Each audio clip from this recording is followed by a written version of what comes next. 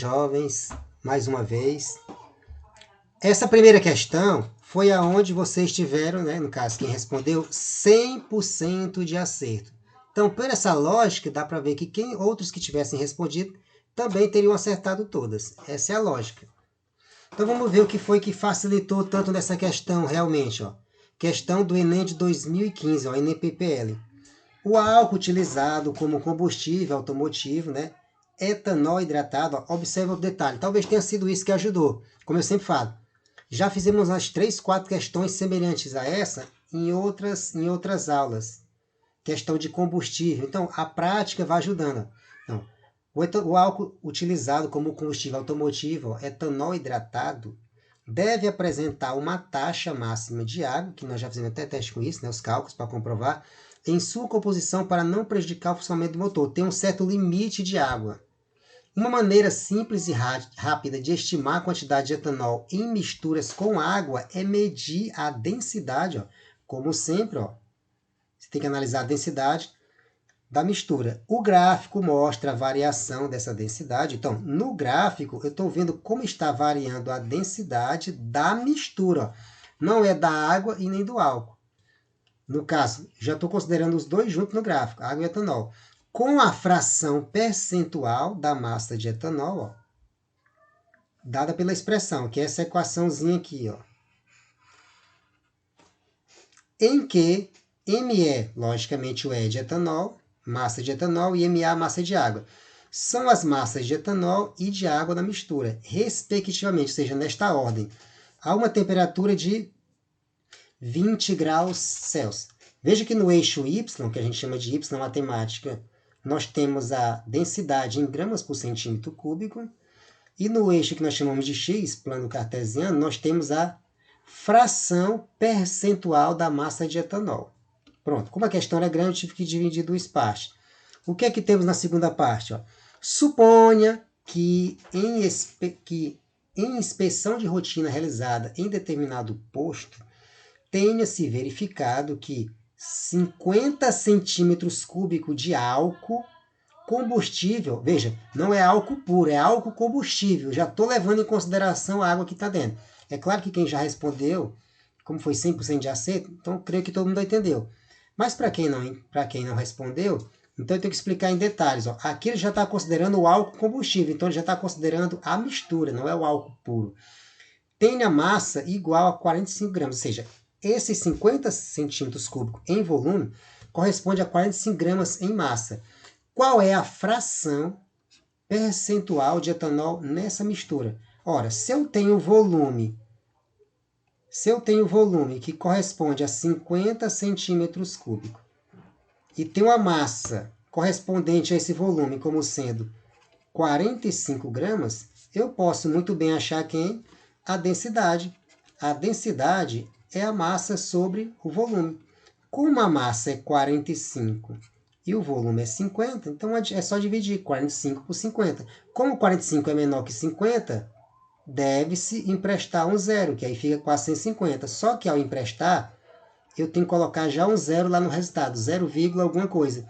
Então eu tenho 450 dividido para 50. Como eu sei que 9 vezes 5 é 45, então a resposta aqui é 9. 9 vezes 50, 450. Então a resposta para a densidade aqui é 0,9 gramas por centímetro cúbico. Pronto, achei a densidade. Mas não é esse o X da questão. Mas com a densidade, voltando no gráfico, veja que no eixo Y que eu falei, ó, nós temos a densidade e no eixo X nós temos a fração. Vamos procurar o 0,9 no gráfico. Ó. No eixo Y, está aqui o 0,9. Agora vamos procurar, aí fazendo a linha pontilhada até chegar na curva do gráfico. Ó. Chegou na curva. Agora eu vou para o eixo X. No eixo X eu tenho quem? Ó? O valor está entre 50 e 60, exatamente no meio. Então, exatamente no meio corresponde a quanto? 55. Vamos salvar isso aqui, porque vocês vão precisar dessas anotações. Pronto. Como deu 55, ó, então a alternativa correta, ó, letra C, 55%, porque aqui no caso é a fração percentual. AU. Então, deve ser por isso que todo mundo acertou. Ó. Questão simples, ó. Cálculo simples, era interpretação simples também. Era só não se atrapalhar. Creio que todo mundo entendeu, mas se tiverem tido alguma dúvida, quem não respondeu, podem perguntar. E vamos para a próxima. Segunda questão. No manual de uma torneira elétrica são fornecidas instruções básicas de instalação para que o produto funcione corretamente. Se a torneira for conectada à caixa d'água, veja que tem a figura mostrando, a caixa d'água, lá embaixo tem a torneira e tem a altura, que é a distância entre a torneira e a caixa d'água, a distância vertical, que no caso é a altura. Se a torneira for conectada à caixa d'água domiciliar, a pressão da água na entrada da torneira deve ser no mínimo 18, veja que tem um K, quilopascal, e no máximo 38 quilopascal.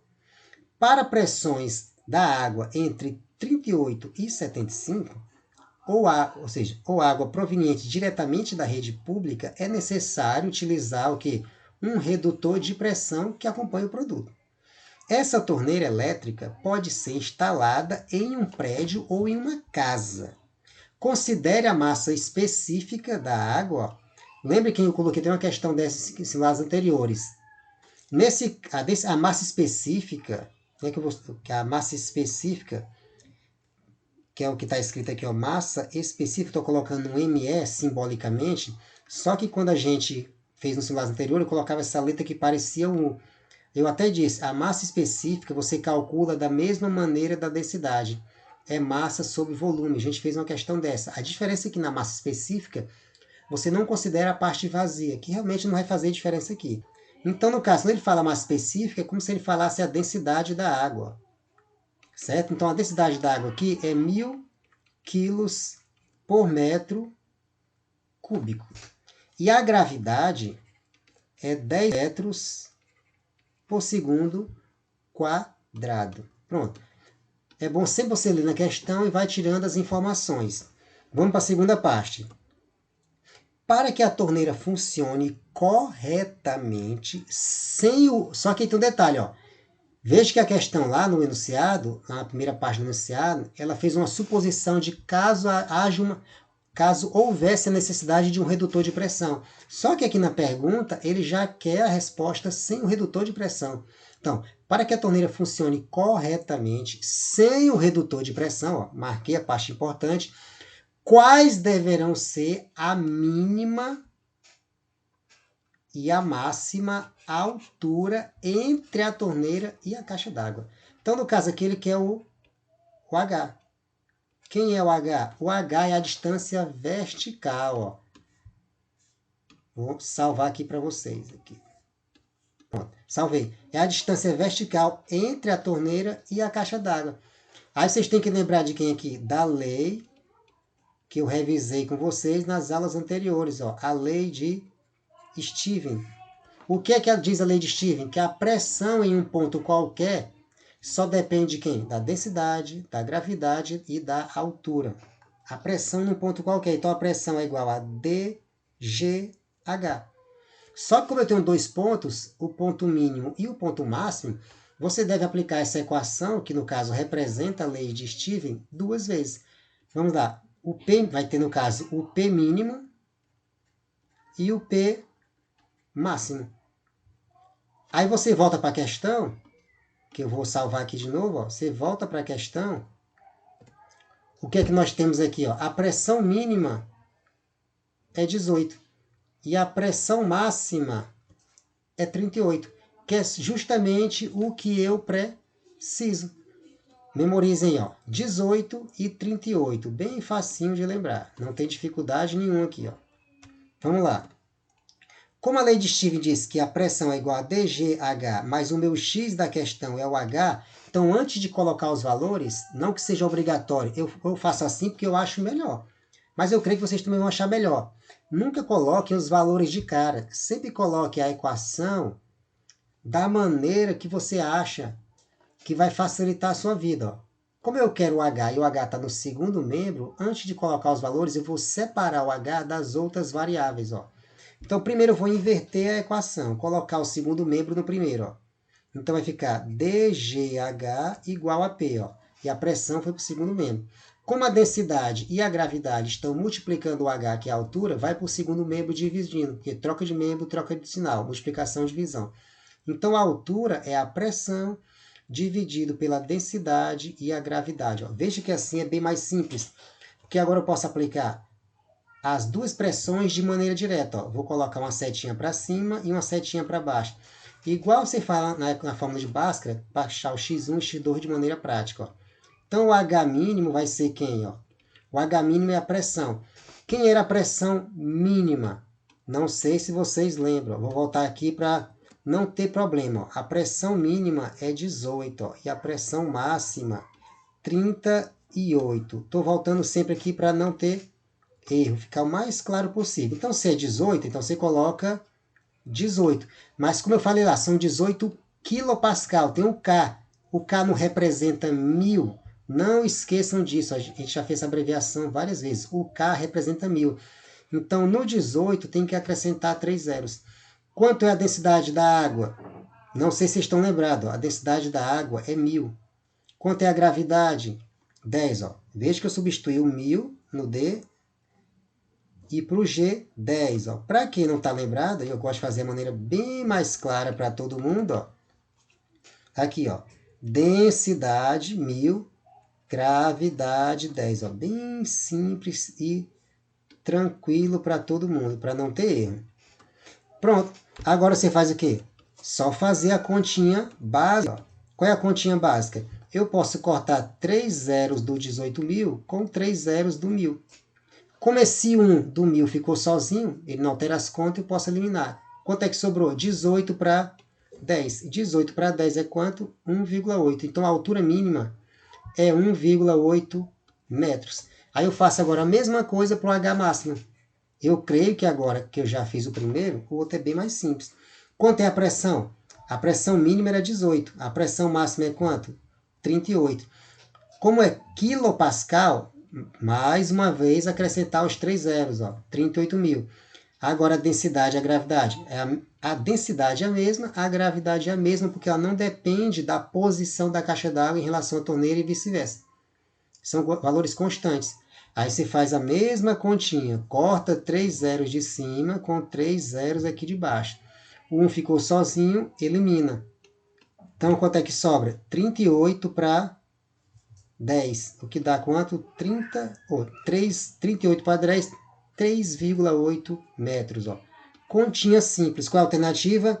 Letra A, 1,8, 3,8. Questão simples. Vocês tiveram 69,2% no geral de acerto. Mas deu para ver que também dava para ser 100% de acerto aqui. Ó. Não estou criticando nem botando pressão em ninguém, estou só comentando mesmo. Não se preocupem com isso, é de boas. Mas eu acho que agora ficou claro, até para quem não fez ainda. Mas se tiverem dúvida, como sempre, podem perguntar, é de graça. Terceira questão. Sabe-se que nas proximidades dos polos do planeta Terra é comum a formação de icebergs, igual aquele que afundou o Titanic, que são grandes blocos de gelo flutuando nas águas oceânicas.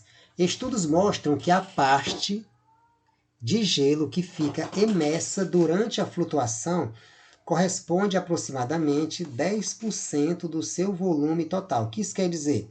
Fica 10% fora d'água e 90% dentro da água. É isso.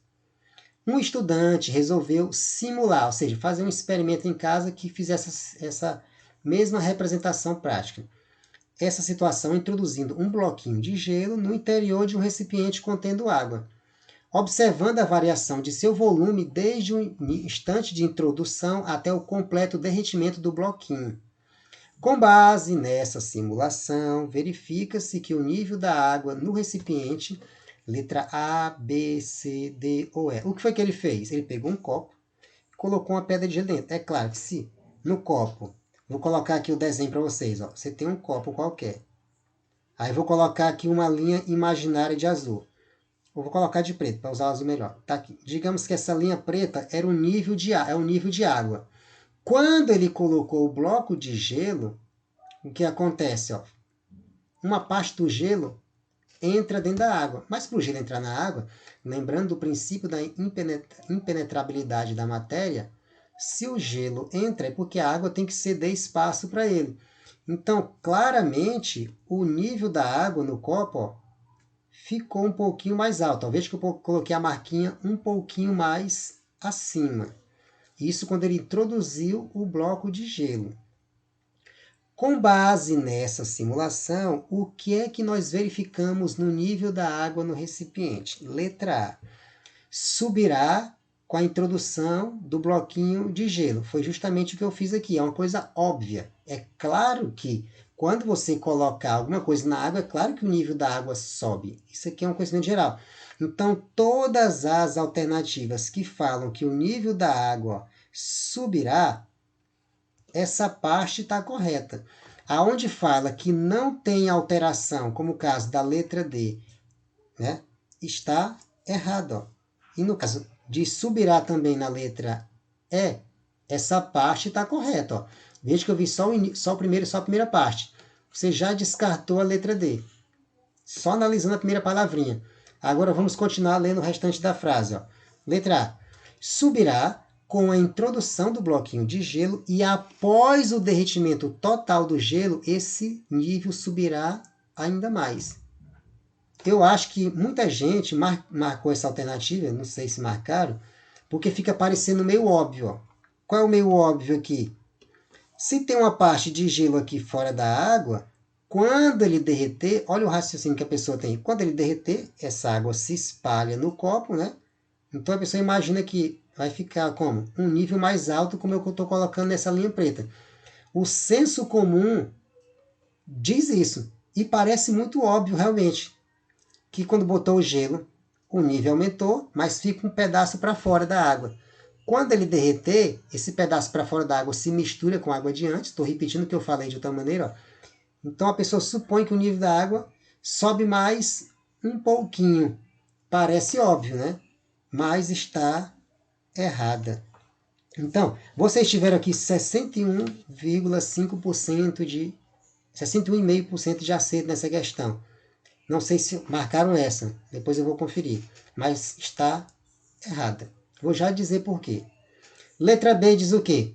Subirá com a introdução do bloquinho de gelo e após o derretimento total do gelo, esse nível descerá voltando ao seu valor inicial.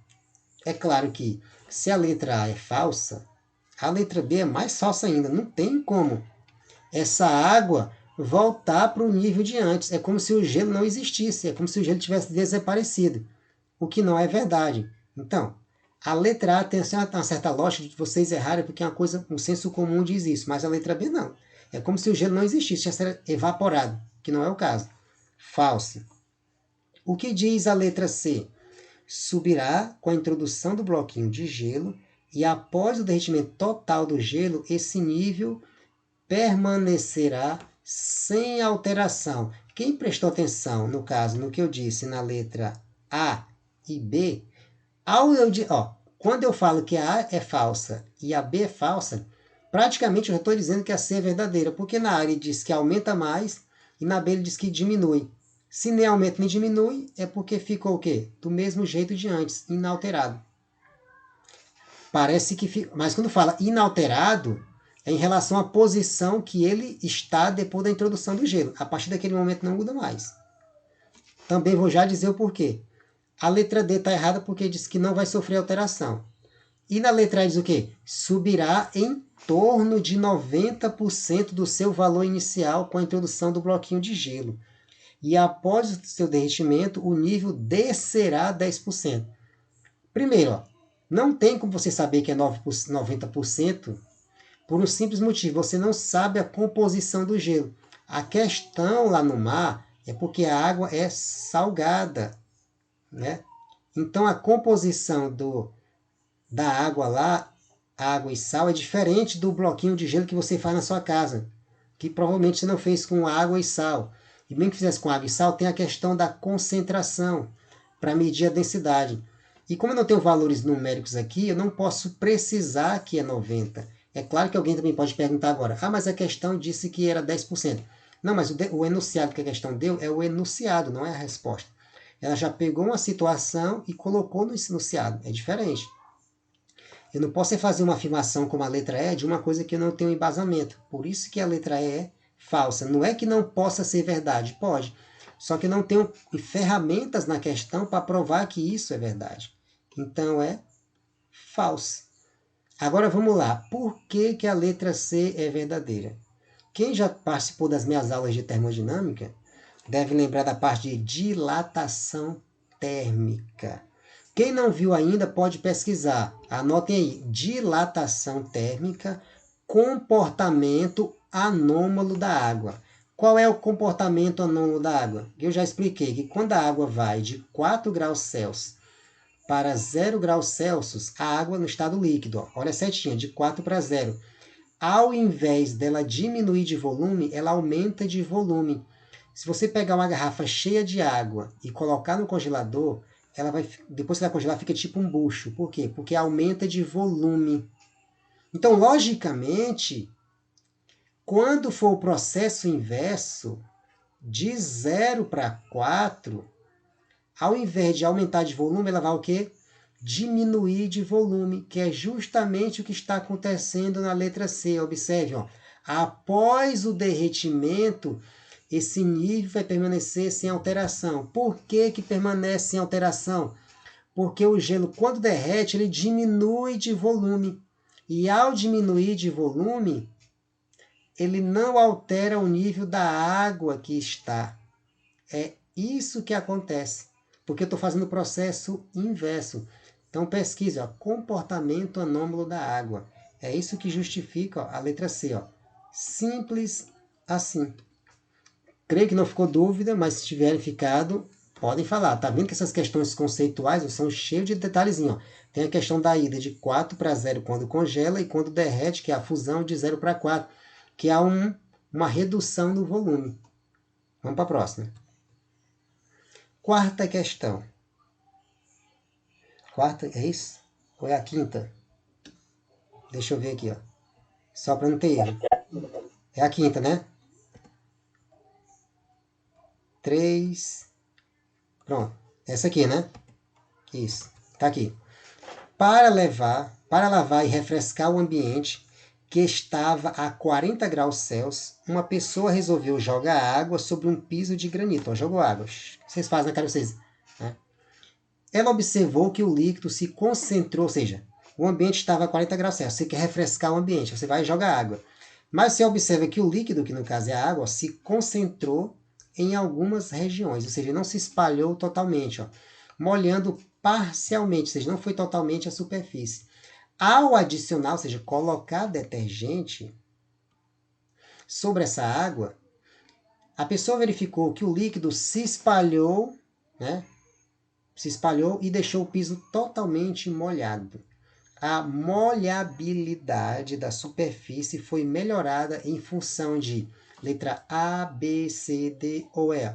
Como eu sempre falo, olhem sempre a primeira palavrinha na questão. Ó. Solubilidade, tensão superficial, pressão, densidade ou viscosidade. Ó. A molhabilidade da superfície foi melhorada, em função... Eu vou ler aqui algumas fora de ordem. Ó. Fala que viscosidade. Claro que não foi em função da viscosidade. Uma coisa mais viscosa é uma coisa pegajosa. Ou seja, a viscosidade ela não ajuda, ela faz atrapalhar. Ó. Então não tem a menor condição de ser a letra E. Ó. Falsa. Ó. Isso aqui você pode marcar de cara falsa. Aí sobrou pressão, densidade, solubilidade, tensão superficial. Eu já eliminei a mais absurda delas. Ó. Quando você, por exemplo, se você pegar algum objeto, bombril, por exemplo, e colocar na água, pode ser que ele flutue, uma agulha. Mas se você colocar detergente na superfície da água e tentar colocar um objeto lá, tipo uma agulha para flutuar, não vai flutuar, vai afundar. Porque também estava nas minhas aulas de hidrostática, eu fiz experimento com vocês, a água na sua superfície, ela aplica uma força para cima, uma coisa chamada tensão superficial. Então, quando você coloca um sabão, no caso, um sabão líquido em cima, que é o detergente, ele quebra a tensão superficial da água, que são as forças interatômicas entre as moléculas, nesse caso aí, ó, naquela camada da superfície. Então, por isso que a água se espalha facilmente, ó. Então, é por causa dessa quebra ou redução na tensão superficial ao acrescentar o detergente, ó. Exemplo, para quem não sabe o que é tensão superficial, ó, se eu colocar aqui um recipiente, ó, e colocar aqui uma linha preta, ó, simbolicamente para dizer que está cheio de água, é o nível da água no recipiente. O que acontece? Ó, se eu marcar um pontinho qualquer aqui, ó, marquei um pontinho qualquer, vou marcar de preto. Tem um pontinho preto. Esse pontinho preto está cercado de água. Então eu tenho uma molécula de um lado, de outro, de outro e de outro. Ó. Então tem uma força para a direita, tem uma força para a esquerda, uma força para baixo e uma força para cima. Ó. Qual é a força resultante sobre a molécula? Zero. Porque as forças estão todas se equilibrando. Agora, se eu pegar um ponto na superfície, eu vou marcar de vermelho, ó, porque está de preto. Se eu pegar um ponto na superfície, ó, esse ponto tem água do lado esquerdo, água do lado direito. E aqui eu esqueci de salvar e apagou, como sempre. Acontece. Foi um acidente de percurso aqui, ó. Mas como eu já tinha explicado a primeira parte, não faz diferença, ó. Aqui, ó, esse pontinho que eu marquei agora, ó, ele tem água do lado esquerdo, tem água do lado direito e tem água embaixo dele, ó, as moléculas de água. Ó. Veja que agora é diferente, é um pontinho na superfície. Um pontinho na superfície é diferente de um ponto abaixo da água, do nível da superfície, quer dizer, ó, porque aqui ele está cercado por água por todo lado, ó, como eu falei antes, então as forças se equilibram, então a força resultante é zero para um ponto abaixo da superfície. Mas um ponto exatamente na superfície, essa molécula de água, ela tem uma força para a esquerda, uma força para a direita. Então essas duas forças se equilibram. Só que tem uma molécula, as moléculas de baixo fazem uma força para cima. E não tem molécula de água em cima fazendo força para baixo. Então, no caso aqui, eu tenho uma força para cima que é chamada de tensão superficial. É por isso que alguns insetos conseguem caminhar sobre a água. É por isso que se tiver muito, digamos, óleo na água, o sabão, uma coisa quebra a tensão superficial e os pequenos animais não conseguem caminhar sobre a água. Prejudica até a vida deles, no caso, do ponto de vista ecológico. Então é só para entender o que é tensão superficial para quem não sabia. Mas vocês podem aperfeiçoar pesquisando mais. Vamos continuando. E esse negócio não está querendo obedecer hoje. Vamos lá. Questão 26, que no caso acho que é a quinta de hoje. Um estudante construiu um decímetro esquematizado na figura, que no caso é essa figura aí, ó, utilizando um canudinho e massa de modelar. O instrumento foi calibrado com duas marcações, ó, só tem duas, ó, de flutuação, utilizando água na marca A, ó, água na A, vamos botar de outra cor agora, para não confundir, ó, e na marca B ele colocou etanol. Essa foi a questão que vocês mais erraram, né? Aqui só teve 7,7% de acerto. Foi a quinta questão. Então, em seguida, o decímetro foi usado para avaliar 5 amostras: vinagre, leite integral, gasolina, sem álcool anidro, soro fisiológico e álcool comercial, ó, 92,8%. Ó. Comercial. Veja que o percentual não está 100%. Ó. Que amostra apresentará, né, marca de flutuação entre os limites de A e B, ou seja, ele fica entre o A e o B, ó. Ele não é maior nem menor que o outro, está nesse intervalo entre um e outro. Vinagre, soro, gasolina, álcool, leite integral. Eu acho que o problema dessa questão é que muita gente ficou se perguntando, mas eu não sei os valores da densidade da gasolina, do vinagre, do soro, do leite, ou não tenho informações para calcular essas densidades. Eu acho que muita gente ficou se perguntando nisso, mas não precisava. Era só usar a lógica aqui. Qual é a lógica? Veja que na questão ele diz que o decímetro ele tem duas marcações. Uma de etanol, que é o A, né? e uma de água, que é o A, e de etanol, que é o B. Como é de conhecer? Você não precisa saber os valores, basta saber a noção básica. Qual é a noção básica? Eu sei que a densidade da água é maior do que do etanol, não importa o valor, eu sei que é maior. Como o A representa a água e o B o etanol, então eu vou escrever assim, a densidade de A é maior que a densidade de B, que a da água é maior do que a do B, que é do etanol, na marcação. O que é que ele quer na resposta? Ele quer saber qual é a amostra que apresenta um valor entre A e B. Então, no caso, essa amostra vai ser assim, ó. Desse jeito aqui, ó, a resposta. Veja que eu coloquei um D no meio, ó.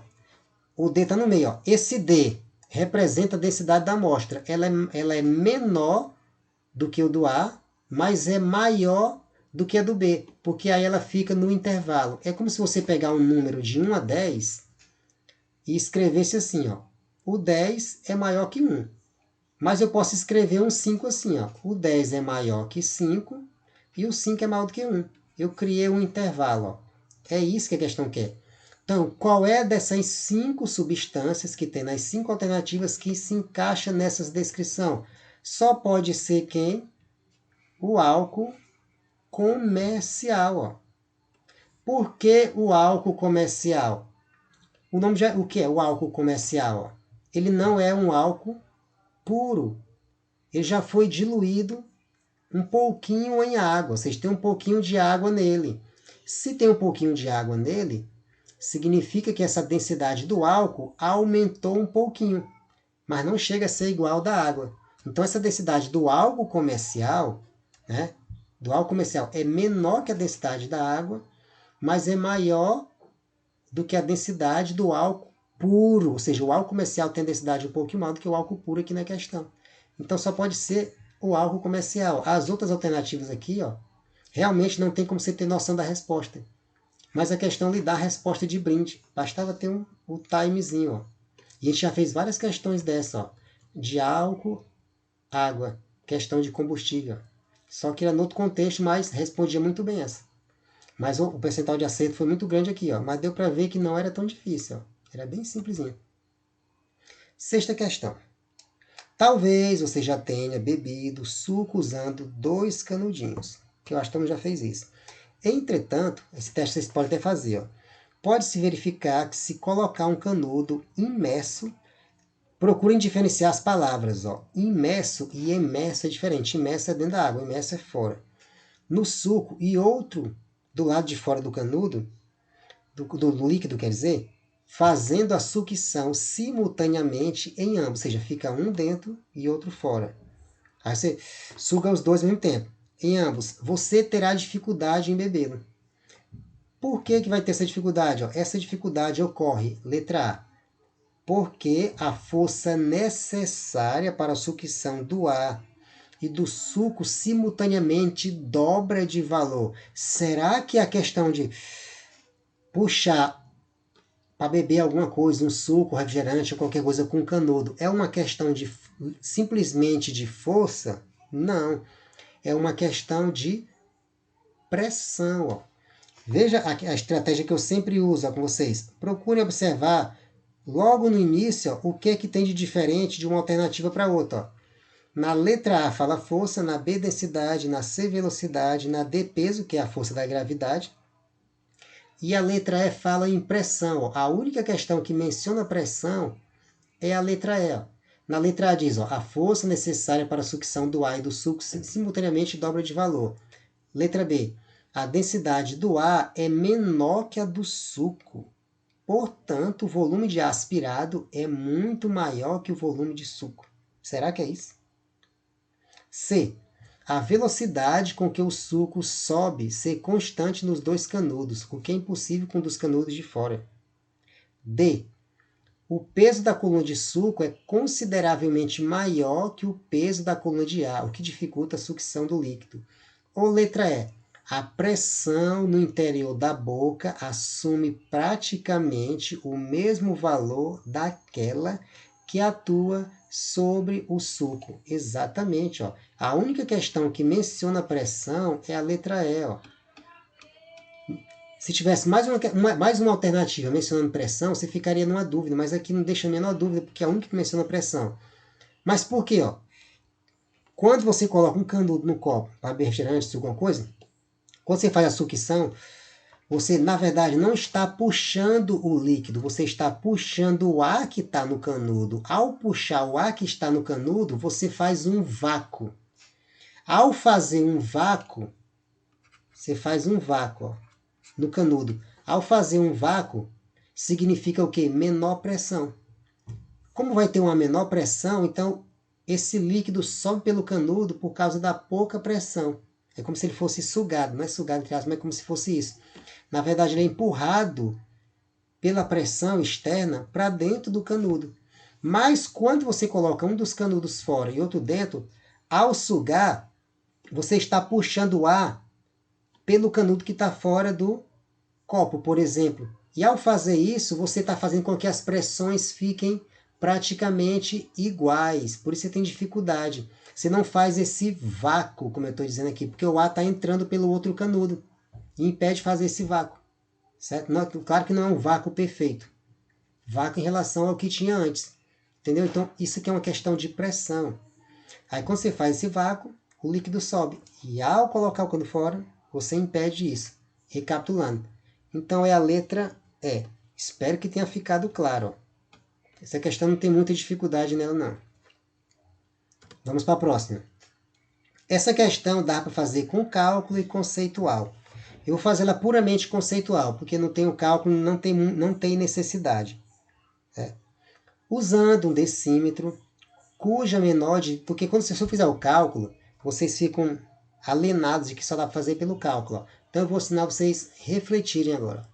Mas vou deixar o desafio para vocês fazerem pelo cálculo. Ó. Usando um decímetro cuja menor divisão, ou seja, a menor divisão da escala, isto é, a diferença entre duas marcações consecutivas é de 5 vezes 10 a menos 2 gramas vezes centímetros cúbicos. Um estudante realizou um teste de densidade. Aqui tinha um sinal de menos nesse 3, mas não vai influenciar na resposta não, só a unidade de medida. Colocou este instrumento na água pura e observou que ele atingiu o repouso na posição mostrada. Veja, ele pegou esse decímetro e colocou na água pura. Aqui é água pura no desenho. E aqui é o decímetro, que é esse instrumento. Ó. Veja quantas marcações nós temos fora da água. 1, 2, 3. Tem quantas marcações dentro da água? Vou colocar de azul para não confundir. Ó. Dentro da água. 1, 2. Isso na água pura. Né? Em outros dois recipientes, ó, em dois recipientes A e B, contendo 2 litros de água pura, em cada um ele adicionou 100 e 200 gramas de NaCl, que todo mundo sabe que é sal, né? O cloreto de sódio, respectivamente. Quando o cloreto de sódio é adicionado à água pura, ocorre dissociação, ou seja, ele separa as moléculas, os íons Na+, e Cl-. Considere que esses íons ocupam os espaços intermoleculares na solução. Nestes recipientes, a posição de equilíbrio do decímetro está representada em que posição? Ó, considere que esses íons ocupam os espaços intermoleculares na solução. Ó. Vamos agora focar. Nestes recipientes, a posição de equilíbrio do decímetro está representada em quanto? Ó. Veja que são dois recipientes A e B, sendo que no A ele adicionou 100 gramas, ó, e no B ele adicionou 200. Ó. Então, antes de pular para as alternativas, aqui é uma coisa óbvia. Ó. A densidade de B é maior que a densidade de A. Por quê? Porque ele colocou mais sal. Então, não me interessa saber a quantidade de sal que ele colocou. Eu sei que foi mais, então eu sei que a densidade é maior. Mas, se eu quiser saber, ó, outro detalhe, veja que ele colocou 200 e 100 gramas. Então, se ele colocou 200 e 100, veja que 200 é exatamente o dobro de 100. Então, a densidade aumenta de um valor 2 vezes maior. O aumento que eu estou me referindo. Então, olha para as alternativas. Cada alternativa tem a figura A e a figura B, que são os dois recipientes. Como eu sei, vou repetir de novo para ninguém esquecer, que a densidade de B é maior que a densidade no recipiente A, porque tem maior concentração de sal, E ao colocar o decímetro nos dois recipientes, é óbvio, na primeira situação inicial que eu tinha, o que aconteceu? Vou voltar de novo para a figura. Ó. Quantas marcações eu tenho fora da água? Ó? 3. 1, 2, 3. Isso na água pura, igualmente a mim, sem pecado. Então tá aqui, ó. Eu tenho os dois recipientes A e B nas 5 alternativas. Como eu vou fazer essa análise? Sem cálculo, ó. Sem cálculo, só raciocinando. Pega e coloca o decímetro em cada um, A e B. Como agora a água não é mais pura, tem sal, o recipiente A, vou explicar o A bem detalhado, que a gente usa o mesmo raciocínio para as outras. Ó, no recipiente A foi colocado 100 gramas de sal e na segunda colocou 200 gramas. Pronto. Então, obviamente, aí olha as marcações. Lá na figura inicial, tinha 3 marcações fora da água. Aqui tem quantas? Ó? 1, 2, 3. Ó. Continua as mesmas 3 marcações. Está correto isso? Não. Quando a água era pura, eu já tinha 3 marcações do decímetro fora da água. Qual é a conclusão óbvia? Aqui o decímetro tem que sair um pouquinho mais da água. Por que sair um pouquinho mais? Porque como a densidade do líquido que está no recipiente é maior, esse líquido faz uma força para cima, que é o empuxo. Lembra do princípio de Arquimedes? Ó? Ele faz uma força para cima, que é o empuxo. Esse empuxo é maior com mais sal. Então o decímetro tem que subir um pouquinho mais. Então não pode ser 3 marcações. É mais do que 3. No recipiente B tem 200 gramas, que é mais do que 100. Então, no caso, tem quantas marcações aqui? 1, 2, 3. Ó. Também não pode ser 3. Pelo mesmo motivo do que o A não é 3. Como eu tinha 3 marcações, se no A subir para 4, no B vai subir para 4 e mais um pouquinho, digamos 5, porque o B tem mais sal do que na água. Então é só seguir esse raciocínio, não precisa fazer cálculo, a não ser que vocês queiram. Aí, usando essa mesma linha de raciocínio, como eu já sei que na água pura tinha 3 marcações fora, eu já sei que no A e no B vai ter mais do que 3. No A tem mais, ó. Aí, olha para a alternativa B, ó. Agora eu tenho 1, 2 marcações, ó. Então, aqui, voltando aqui, ó, a letra A é falsa. O que é que dá para ver pela letra B, ó? É como se o decímetro tivesse descido, afundado mais, colocando mais sal, ó. Falso, não tem a menor lógica. O B aqui está mais ridículo, só tem uma marcação fora da água, com mais sal. Falsa. O que é que tem na letra C? Uma marcação, 2 marcações fora da água. Ó. Falso. E aqui tem 1 e um pedaço só. Digamos 1,5. Ó. Falso. O que é que eu tenho na letra D? Eu tenho 1, 2, 3, 4 marcações fora da água para o A, que tem 100 gramas de sal. Agora tem lógica, mas eu tenho que ver o B agora. No B tem quantas marcações? 1, 2, 3, 4, 5. Agora sim, por quê? O A tem que ter mais do que 3, porque era na água pura, e o B tem que ter mais do que eu tiver no A. Como o A deu 4, o B deu mais, tem 5. Tem lógica. A letra A é falsa, a letra B é falsa, a letra C é falsa. E a D tem lógica. Vamos agora olhar a letra E. Na letra E tem quantas marcações para o A? 1, 2, 3, 4, 5. Quantas marcações para o B? 1, 2, 3, 4, 5. E tem um pedacinho. 5 e um pedacinho. Então veja que aqui, aí você poderia agora dizer uma dúvida. Qual é? Podia gerar uma dúvida se marcava a letra D ou a letra E. Porque a letra E também seguiu a lógica. Qual é a lógica? O A, o decímetro, sobe mais do que na água pura e o B sobe mais do que no A. Tanto a letra D como a letra E observaram os dois critérios. Os dois critérios. O B subiu mais do que A e o A subiu mais do que na água pura. Aí você diz, como é que eu vou decidir agora sem fazer cálculo? Não precisa. Observe a quantidade de sal. Foi exatamente 100 e o outro foi exatamente 200. 200 é o dobro de 100. O que isso quer dizer? A quantidade que subir no A, no B vai subir o dobro. Como no A subiu uma marcação, no B tem que subir quem? O dobro. Veja que na letra D eu tenho 4 marcações. Então quer dizer que o A subiu uma marcação em relação ao original, porque tinha 3, subiu uma. O B tem 5, então em relação ao original que tinha 3, subiu 2. É o dobro de 1. E na letra E não se verifica isso. Ó. Eu tenho 5 para o A e no 6 ó, eu tenho 5 e um pedacinho. Ó. Não deu exatamente os 6, ó, que era a marcação aqui embaixo. Ó. Então a resposta certa é a letra D. Simples assim e verdadeiro. Ó. Letra D de doido. Ó. Alguma dúvida? Deu para entender? Deu, né? Mas se vocês quiserem que eu faça a conta, para vocês eu faço. Ó.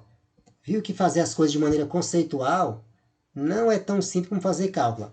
Então eu vou fazer o cálculo aqui, já que vocês devem ter ficado em dúvida. Ó. Então aqui, ó. A densidade de A vai ser a massa dividido pelo volume. No caso, é a massa de A. Quanto é a massa de A? É 2.100. Por que 2.100? Ó? Veja que a questão diz que são 2 litros. Ó. 2 litros é a mesma coisa de 2 quilos. Como colocou 100 gramas, fica 2.100. Quanto é o volume? 2.000. Agora veja que o volume não fica 2.100.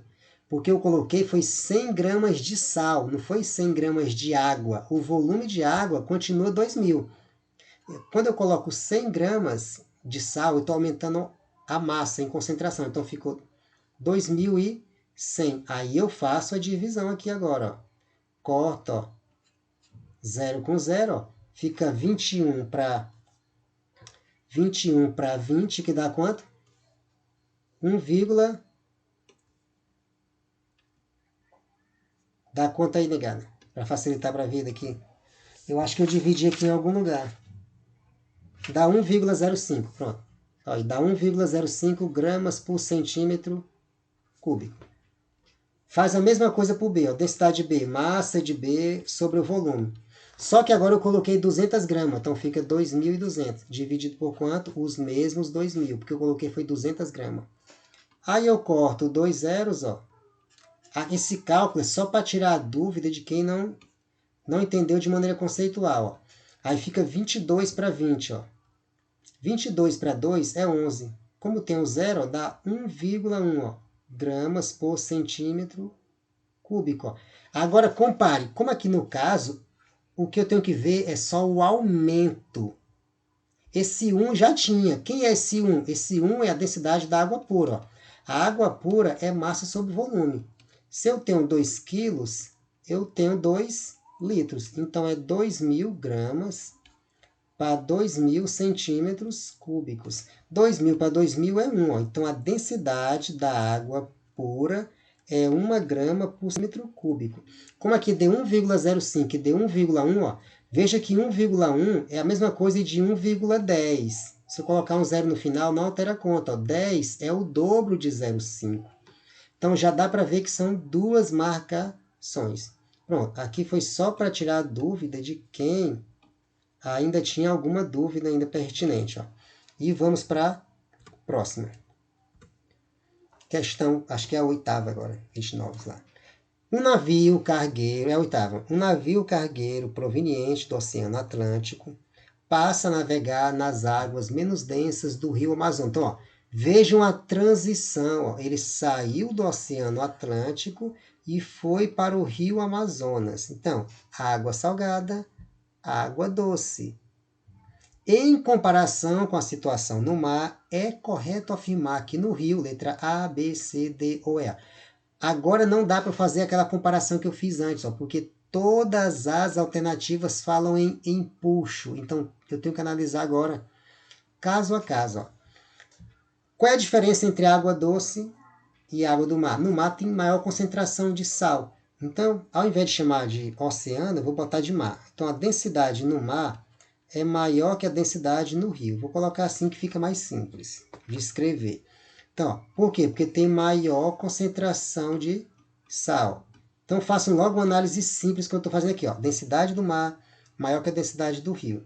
Como todas as alternativas falam de empuxo, aí você tem que lembrar do princípio de Arquimedes. O que é que diz o princípio de Arquimedes?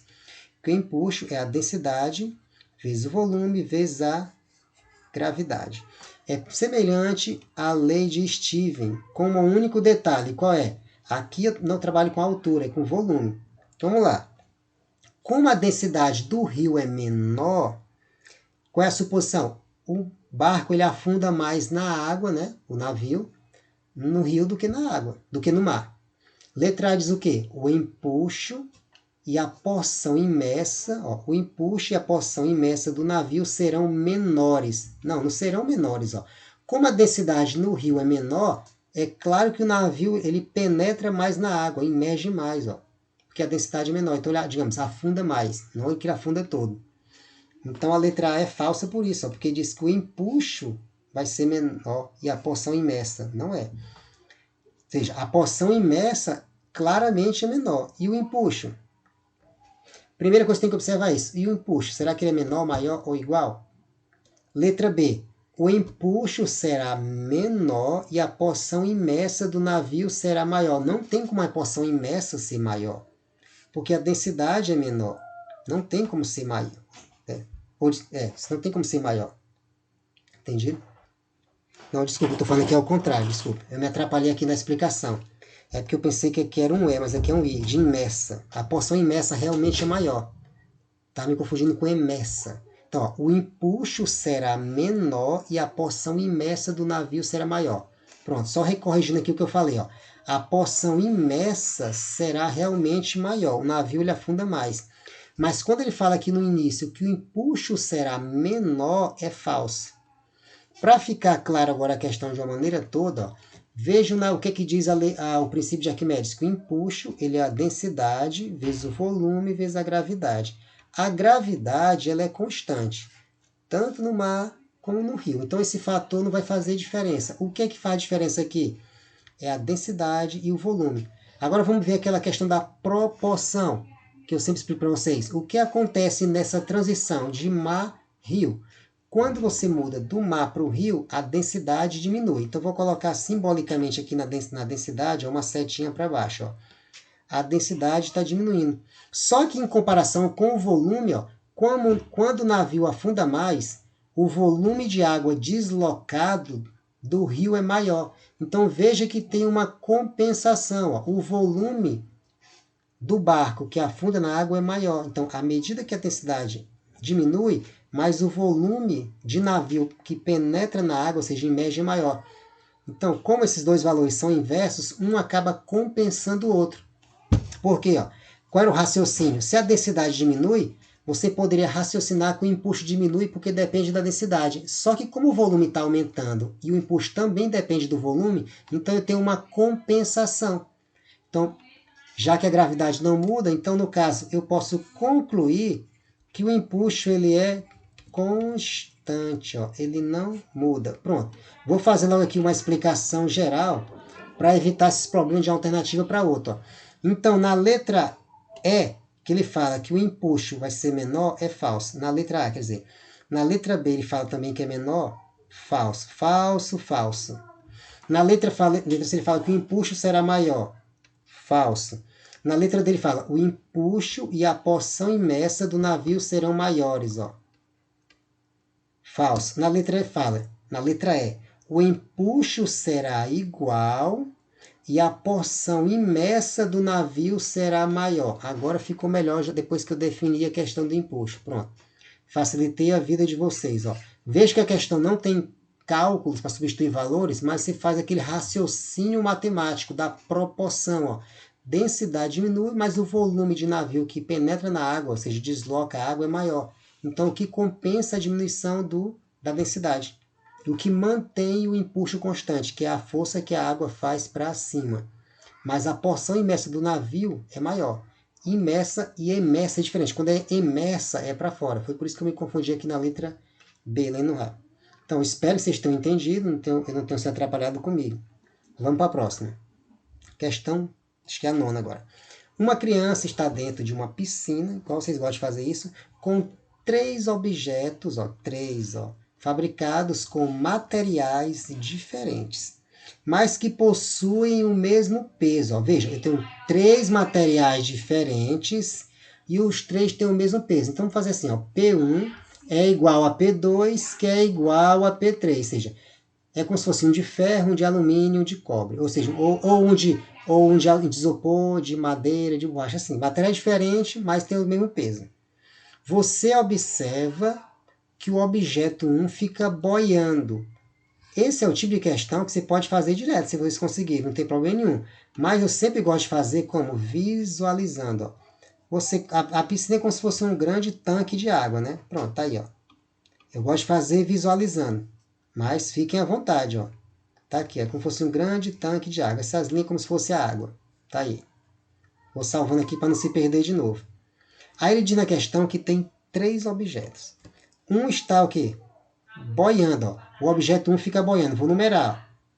Submerso pela metade, ó. Então tem a metade dentro da água, ó, e tem a metade fora da água. Vou colocar de cores diferentes, ó.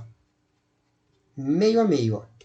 Continuando. Que o objeto 2 fica totalmente imerso, ó, totalmente dentro da água. Só que ele fica parado em qualquer lugar dentro da água. Ó. Ou seja, ele não vai até o fundo. Ó. Então vou colocar aqui o objeto 2. Ó.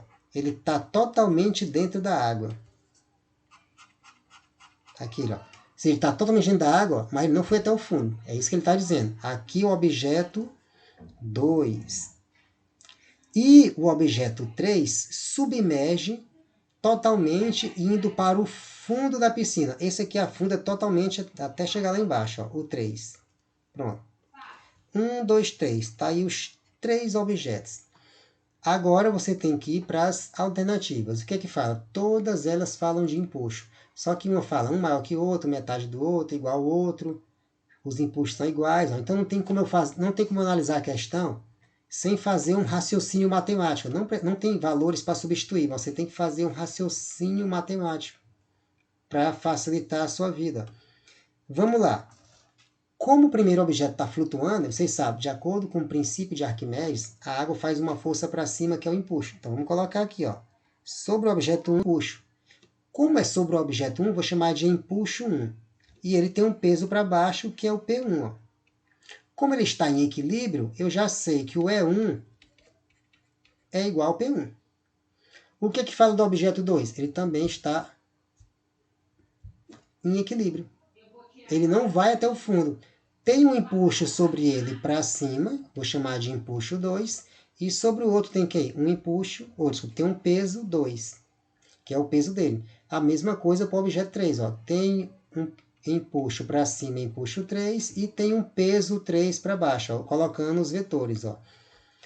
Então, como o objeto 1 e o objeto 2 estão flutuando, não foram até o fundo, eu sei que o E1 é igual ao P1 e sei que o E2 é igual ao P2. Mas o objeto 3, ele não ficou em equilíbrio, ele foi até o fundo. O que é que dá para concluir? Ele é muito pesado. O empuxo que a força que a água faz não é capaz de segurar o objeto. Então, nesse caso, não tem uma igualdade peso-empuxo, por exemplo. Eu fiz E1 igual a P1, E2 igual a P2, eu não posso fazer E3 igual a P3, porque claramente o peso 3 é maior que o empuxo 3, porque ele foi até o fundo. Então, o peso supera o empuxo nesse caso. Mas, o que é que eu sei aqui no início? Eu sei que os 3 pesos são iguais. Agora, vamos analisar alternativa por alternativa. O que diz na letra A?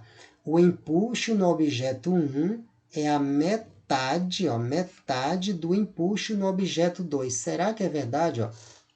Vamos analisar aqui só 1 e 2. Ó. Vou colocar de azul para não misturar. Vamos analisar só 1 e 2. Ó. Se P1 é igual a P2, logicamente, ó, E1 é igual a E2. Ó. Olha aqui para as equações. Ó. Se eu tenho E1 igual a P1 e E2 igual a P2, então esse P1 é igual ao P2. Então, logicamente, ó, o E1 também é igual ao E2. Se eles são iguais, não tem como ser um ser a metade do outro. Ó. Falso. É só analisar as equações. O que diz na letra B? O empuxo no objeto 2 é igual ao empuxo no objeto 3. será que são iguais? Vamos analisar. Ele diz que o empuxo 2 é igual ao empuxo no objeto 3. Eu sei que o peso 2, ó, se P2 é igual a P3, analisando agora isso aqui, ó. A segunda equação com a terceira. Ó, se o P2 e o P3 são iguais, o que é que nós temos? Se o P2 é igual a P3, o que é que isso implica? Que o E2, que é igual ao P3, ó, peso 3, vai ser quem? Maior que o E3. Ó. No caso, eles não são iguais. Ó. O empuxo no objeto 2 é igual ao empuxo no objeto 3. Ó. Veja que não deu igual, ó, deu maior. Porque se o P2 é igual ao P3, ó, e o E2 é igual ao P2, ó, então o E2 é igual ao P3, que é maior que E3. Ó. Falso. Ó. Você tem que fazer as conexões. Ó. O que diz na letra C? O empuxo no objeto 1 é maior que o empuxo no objeto 2. Nós já provamos que são, ó, iguais. Ó. Falso. Ó. Letra D diz o quê? O empuxo no objeto 3 é menor que o empuxo no objeto 1. Veja, ó, se o empuxo do objeto 1 é igual ao do 2, e aqui nessa equação nós acabamos de provar uma das alternativas anteriores, ó, se o E2 é maior que o E3, ó, o E2 é maior que o E3, e eu sei que o E1 é igual ao E2, então, logicamente, ó, E1 é igual a E2, que é maior que o E3. Ó. O empuxo no objeto 3 é menor que o 1. Dizer que o 3 é menor que 1 é a mesma coisa de dizer que o 1 é maior que 3. Ó. Então, a letra D é verdadeira. Ó. O que diz a letra E? Os empuxos nos 3 objetos são iguais. Ó. Claramente não são iguais porque o 3 afundou. Ó. Falso. Letra D. Ó. Simples assim. Ó. Creio que está ficado claro para vocês. Ó. É como eu falei, ó, não tem cálculo, você faz toda uma análise que facilita a vida de vocês fazendo a visualização. E vamos para a última questão. Ó, eu coloquei essa de cálculo no final para vocês verem que fazer uma questão de cálculo é bem mais fácil, às vezes, do que fazer as conceituais. Você tem que analisar muito. Ó. Observa. Em um recipiente em formato de U, ó, tipo, é como você pegar aquela mangueira de pedreiro e fazer um U com ela. Em formato de U foram colocadas determinadas quantidades de água e óleo. Colocou água de um lado, como está de azul, e óleo do outro, que é amarelo. Eu faço muito esse experimento na sala de aula. Após haver equilíbrio no sistema, ou seja, ficou em repouso, né? As duas colunas de água e de óleo a partir de determinado referencial foram determinadas sendo 100 milímetros, ó, aí você marca, ó, 100 milímetros para o óleo, vou colocar de cores diferentes para não misturar, e 70 milímetros para a água, que é a altura da coluna de água e de óleo. Sabendo que a densidade da água é 1000 quilos por metro cúbico, como eu estou colocando diferente para não confundir, ó, determine a densidade do óleo em quilos por metro cúbico. Coloquei tudo que é do óleo em vermelho e tudo que é da água em azul para não haver mistura de informações. Aí ele quer saber a densidade do óleo, é bem fácil. O que é que diz a lei de Steven? Que a pressão em um ponto qualquer é dada por qual equação? A pressão é igual a dGH. Isso, a pressão em um ponto qualquer pode ser calculada por essa equação.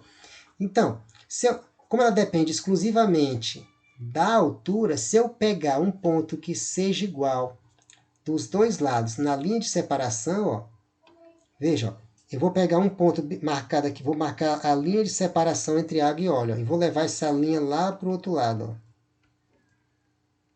Então, como eu estou pegando um ponto de um lado e de outro, ó, vou chamar de 1 e 2, ó. Então, a pressão no ponto 1 e a pressão no ponto 2 são iguais, porque são dois pontos na mesma altura e também na água, porque eu peguei bem na linha de separação das duas substâncias. Aí basta eu pegar a lei de Steven e aplicar dos dois lados. Ó. Então fica dGH de um lado, dGH do outro. Para não confundir, eu chamo tudo de 1 de um lado e tudo de 2 do outro. Ó. Mas veja, eu estou usando o 1 para a água e o 2 para o óleo, que é mais simples do que ficar colocando as letras. Como a gravidade é a mesma, eu posso eliminar a gravidade. Ó. Quanto é a densidade da água, que eu chamei de 1? A densidade da água é 1000. Aí você coloca 1000. Deixa eu deletar isso aqui antes de ficar salvo. 1000. Qual é a altura da coluna de água? 70 milímetros para água. Qual é a densidade do óleo? Eu não sei, é o X da questão. Ó. Qual é a altura da coluna de óleo? 100 milímetros. Ó. Então coloca, ó, 100. Agora eu posso cancelar os zeros, como eu sempre faço para facilitar a vida. Ó. Corto um zero aqui de cada e 2 zeros do outro lado. Ó.